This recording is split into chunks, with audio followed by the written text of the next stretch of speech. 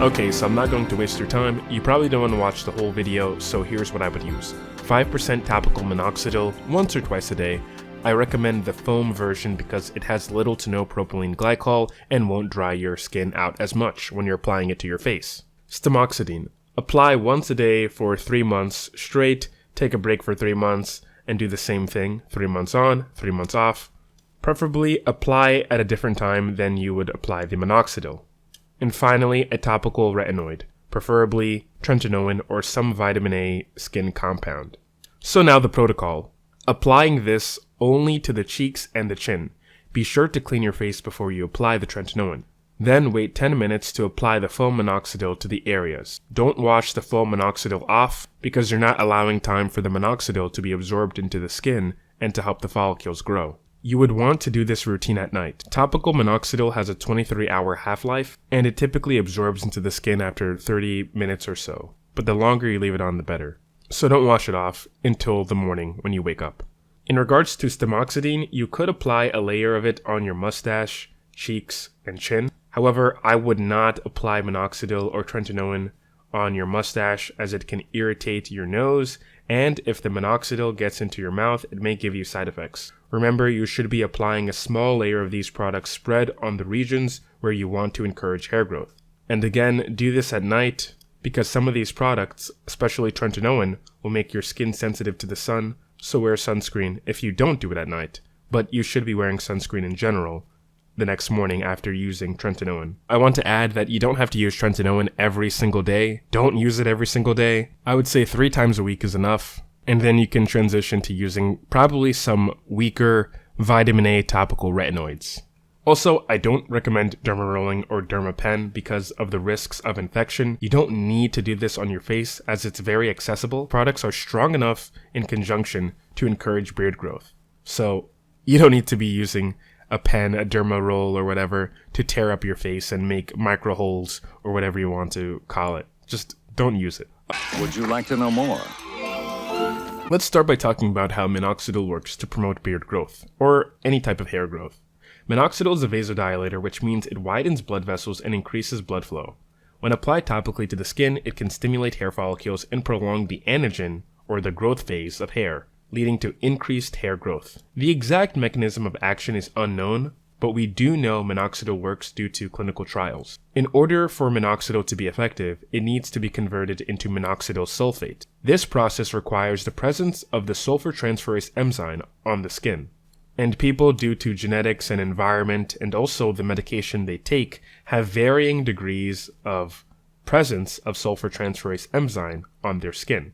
There is a way, however, to boost and supercharge minoxidil by upregulating the presence of this enzyme. This is where tretinoin comes in. Tretinoin is a topical retinoid, which means it is a derivative of vitamin A that can regulate cell growth and differentiation. Studies have shown that tretinoin can increase the activity of sulfotransferase enzyme in the skin, which can in turn increase the conversion of minoxidil to minoxidil sulfate. This can lead to a greater amount of minoxidil being available to stimulate hair growth, resulting in significant gains in beard growth. Now, personally, I would go about using the foam version of minoxidil as it tends to not have that much propylene glycol, which dries out the skin. It's best to use the topical minoxidil on your cheeks and chin. Also, the foam is just easier to apply and it covers the surface area pretty well. Again, I would do this at night when I'm about to go to bed, allowing 30 minutes for the topical minoxidil to dry and set in. Also, don't wash your face after doing all of this. You want the minoxidil to be substantially absorbed into your skin. So I would say give it 7 hours because that's typically when most of it is already absorbed. I mentioned how you could use tretinoin or some other topical retinoid as it increases sulfotransferase activity, which leads to more minoxidil turning into minoxidil sulfate, which in turn stimulates the follicles and allows hair to grow. I would go about applying the tretinoin to the cheeks and skin. And of course, I would be doing this first before I would put on the topical minoxidil. So apply tretinoin onto your cheeks and chin, and then after 10 minutes, apply the foam version of minoxidil and massage it in. Or you can use the liquid minoxidil, but again, you already heard why I want to use foam instead of liquid. Now, you could apply these topicals to the upper lip so you could grow a mustache, but I think that's a bit risky, as you should avoid applying topical retinoids like Tretinoin under the nose due to nasal inhalation and irritation. Likewise, with minoxidil, you may have a drip from your mustache and go into your mouth or onto your upper lip, and this could cause some sort of internal side effects, but using less is probably better in this particular area, as to minimize any sort of irritation to your nose and possibility of you licking the minoxidil while you're sleeping or whatever. Now, in the beginning, I mentioned the product Stemoxydine, which works by turning resting hairs into active growing hairs much faster. This product is designed to be used for 3 months at a time, with a 3-month break in between. Then 3 months on, 3 months off, and so on and so forth.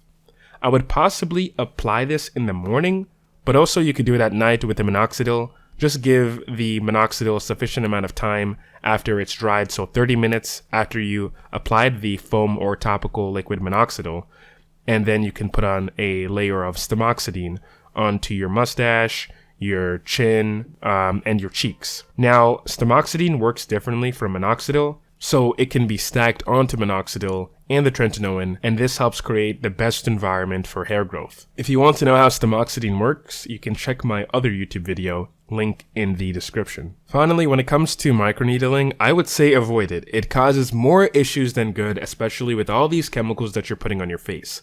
Microneedling may have some benefits, but if you have a clean face before applying these strong topicals, it is a useless step. Also, it may introduce infections to your face, so you want to be careful if you do this anyway. So personally, I don't recommend it, nor do I think it's worth it.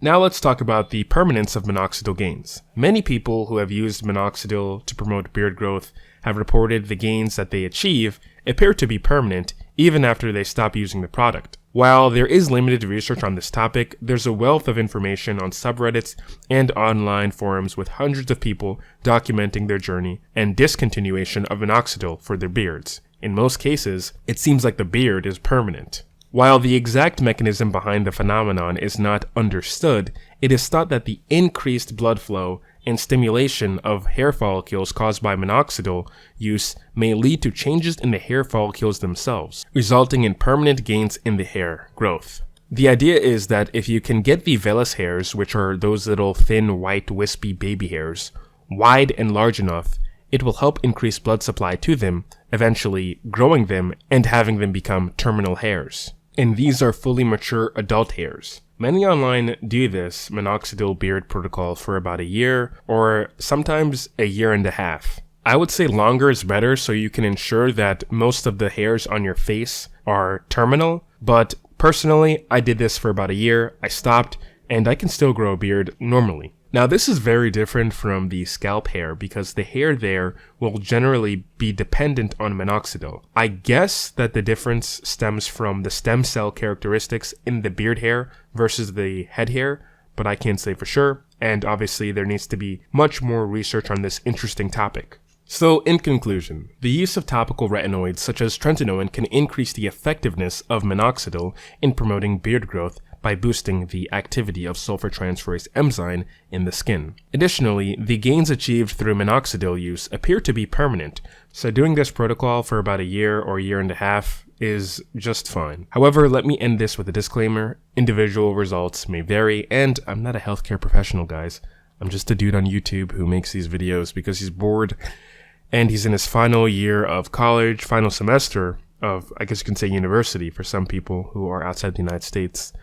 And I'm just doing this for fun and to just share my experience with some of these products. So anyway, thanks for watching, and I hope to see you guys in the next video. Peace out.